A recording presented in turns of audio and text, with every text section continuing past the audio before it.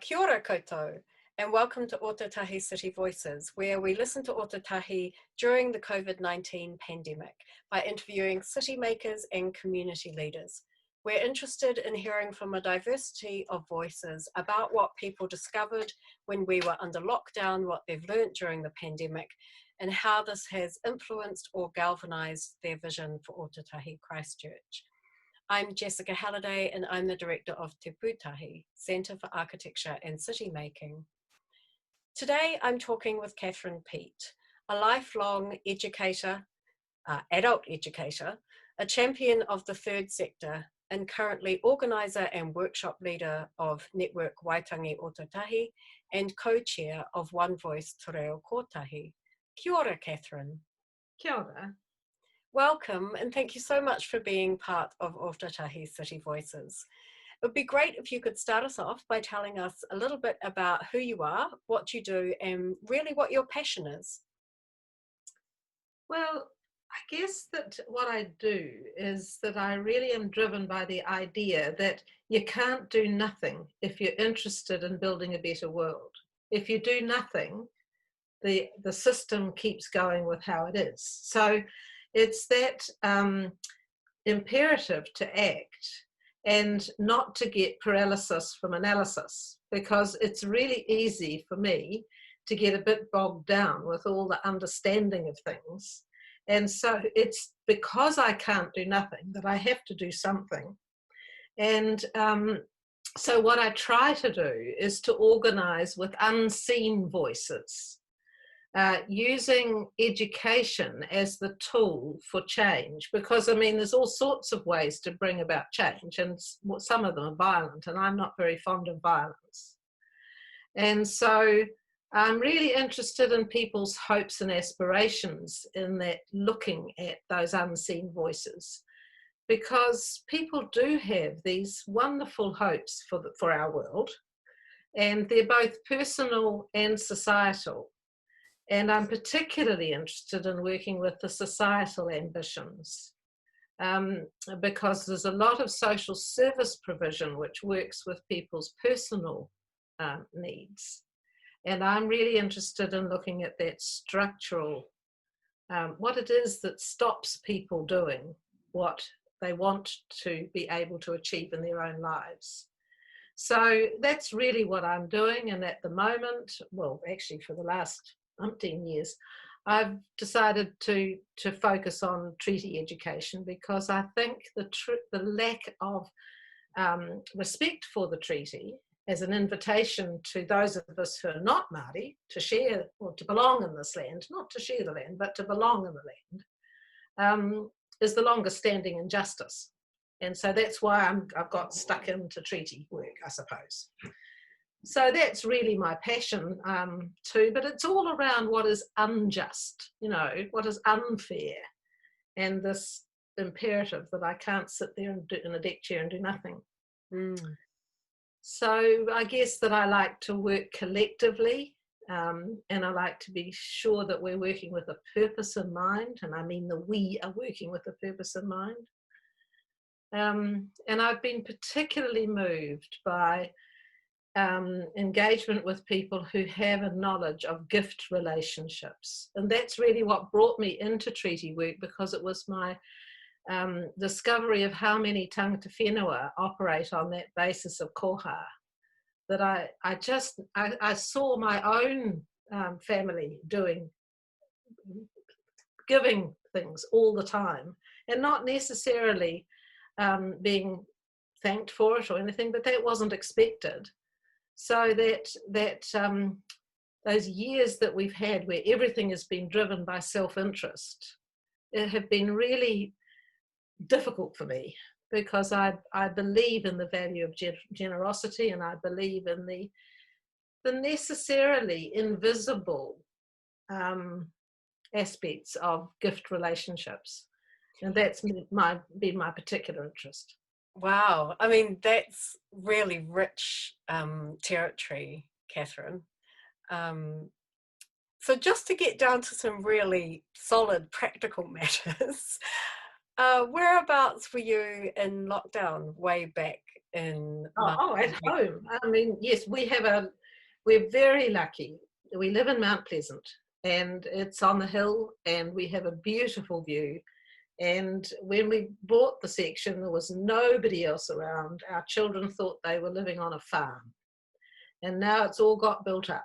So we've been here 50 years and we look out in the morning and we just felt very lucky during lockdown. Amazing. An amazing place to be. What have you discovered or learnt about your community or Mount Pleasant or our city during the lockdown and the pandemic? What new things did you discover? Well, I suppose I felt as if I uncovered the importance of time and that we don't know how to live with time properly in this day and age. We're not processing time well. And during the lockdown, people had that time. And I think all sorts of things changed. Just as it did after the earthquake, people couldn't go to their paid work. So they had time to talk to each other and they had time to walk places instead of jump in the car and rush. And so I think time was something I became very interested in just sort of looking at with various people around me in the neighbourhood. I know the neighbourhood well because we've been here a long time, and I enjoy the walks. We're just really lucky. We've got, you know, native forest across the hill, and we've got little reserves around the place, and we know the nooks and crannies to find and walk in. So yeah, I was very lucky, and also because of our view, you still feel connected to the rest of the city, and you feel connected to the Waimakariri, and you feel connected to the Alps, and you feel connected to the Port Hills, and it was a very privileged place to be based. Kia Lonely, and we were lonely because our children had locked us down. They said we were gated. I think that was the term they used for us. Because of our age, they wouldn't let us go and do our supermarketing, and neighbours did our supermarketing and all that kind of thing. But we were lucky. So you've mentioned time as something you learnt about. What has surprised you about this time? How valuable it is to take time and to slow down and to, I don't mean walk at a snail's pace, don't misunderstand me, but to actually have time to listen to people and to listen to the connections that they're making with each other instead of continuing to act only in their own self-interest because that's the way the system works. And I think it's driven by an absorption of the economic system that's driven colonialism since 1492. I think it's the same old, you know, it's that dominating model of if you do it this way, then good will come and it will trickle down to the people at the bottom of the heap. Well, that's just so untrue. And so, yeah, I think it's just that collective, that the time allows for the collective wisdom to develop. Sorry, continue. No, I think that's key, really. It's interesting then, if I ask my next question, thinking about that, about the relationship between time and collective wisdom, is, you know, we've been back at level 1 in Aotearoa, New Zealand for 2 months now. And what are your fears, or what are you most worried about now New Zealand seems to have slipped back into a kind of business as usual? Well, I suppose the biggest risk is entrenching the growing inequities. You know, I mean, it's not that the inequities are new, but they're actually got a potential to be made worse by the next step in terms of the economic approach.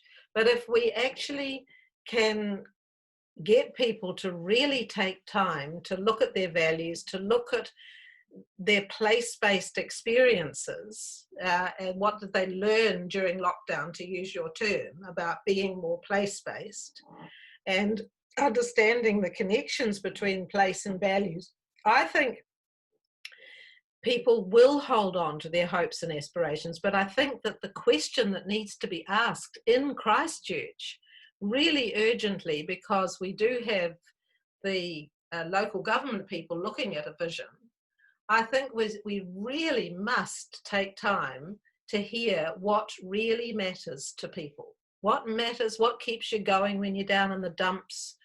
What is it that you want to pass on to the next generation? And acknowledge that some of those things will be personal, but there's a lot of things in the responses to that question that are actually collective. And I think to gather up those collective responses to that question, it's a much deeper question to ask what really matters to us than the question that actually I think it was Stats New Zealand asked about well-being. You know, what matters to me? What matters to you? That's important, but it isn't as important as as illuminating as the question, what really matters to us? What is it that will sustain us? So I think that's possibly what I'm most worried about. As a response to that, because of course I can't do nothing, I have to build that sense of, well, okay, what is it that we can do as locality, as people in a place, to think about that big picture and what matters to us. Yes, oh, I mean, that's a perfect lead into my next question, which is, do you think this experience has changed your dream or our dream for Ōtautahi Christchurch, for this place, or has it simply galvanized the dream and hope that you in particular already had for us? Yes, I think it's more the latter, but I think I want to really focus on the value of thinking societally about things, because I think we have a potential in the city with the high profile for mana whenua, you know, which is something we've been working with and for a long time. I mean, it's not that I don't support it, I do. But I think there is also a real need to engage people who are not mana whenua in what their hopes and aspirations are about, and how we can learn to live as accomplices in what Māori are actually regaining and retaining through the work that they're doing. That model of authority that was here before the treaty was signed was a really interesting authority. It was not a top-down, you know, it was a yeah, I mean, I think it's a form of authority which is really worth learning about and paying attention to. And even, I was going to say even, but our government has, you know, committed themselves to working on the basis of whanaungatanga and kaitiakitanga, and you know, it's those in manakitanga, those are really important ideas that encapsulate gift relationships. It's sort of like it's you first, me later, instead of me first, me too, you know, all of that stuff. But I do think we have to have do tanks as well as think tanks, you know, yeah, which is where I'd like, I mean, I feel sheepish asking this question because I am aware of how much work you do towards that particular dream or hope for Ōtautahi Christchurch. Apologies. So what is your current focus of work in that, towards that dream? And in particular, I'm interested in the word accomplice. I think that's a really, really interesting one. And I suspect this is where a lot of your work with Network Waitangi Ōtautahi comes into play. Your work both as an organiser and a workshop leader. Yeah, it is, and as an ally, you know, but as an ally with, I mean, I'm not tangata whenua. I will never be tangata whenua. I don't want to be tangata whenua. You know, I am who I am, and I just feel it's really important to claim the values that people hold on to, and to learn to live in a way which is relational. And I think that relational politics that is spoken about in the Matiki Mai report is such a lovely idea, you know, and it's so workable, and it actually is what makes relationships work, obviously, you know. And so it does have to connect all the people who are yearning for a better future, and I mean, no one's got a blueprint. We're all floundering along on the frontiers of something that, you know, is interesting, but we're not quite sure what it is. But it is definitely relational, and it does not it does not do well under the idea of the growth mindset. You know, it's really a generosity mindset that needs to be established, I think. And I think it's really good that people are uncovering how generous people were during the lockdown, during the earthquake, after the mosque shootings. You know, there's something about the psyche in this country which is really, you know, I'm really excited by it, and I'm hopeful, and I'm an eternal optimist. I rather like that quote from one of the theologians I'm fond of, which I said was something along the lines of, nothing new would ever have come to exist in man's imagination, yes, man's imagination, unless it haunted her daydreams. Because it just seems to me we have to do the sharing of our hopes and aspirations and help people believe in themselves. Little children can do it really well. You know, why do we lose that essential hopefulness? Yeah. So, yeah. Katherine, it has been such a privilege to ask you a few questions and to listen to you today. How do people find you or the organisations you work with online?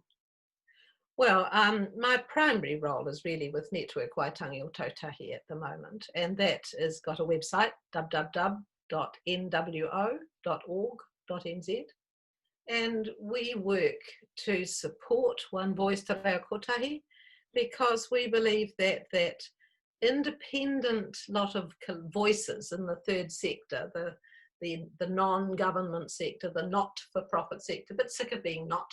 So that's why we like the term third. We were actually the first sector before government and commerce were even thought of. So, you know, let's just know that, but we don't have any power. So I'm hopeful that the third sector can collectively bring some wisdom to the table, bring some fun and some love and some generosity into this next step in Christchurch. Great. I'm totally with you on that one. Thank you so much. And to those of you who are watching or listening, please send in your feedback, share your views or vision, hopes and dreams for Ōtautahi now. We'd love to hear from you. And so it's goodbye from Katherine. Bye, Katherine. And it's goodbye from me. Ka kite anō.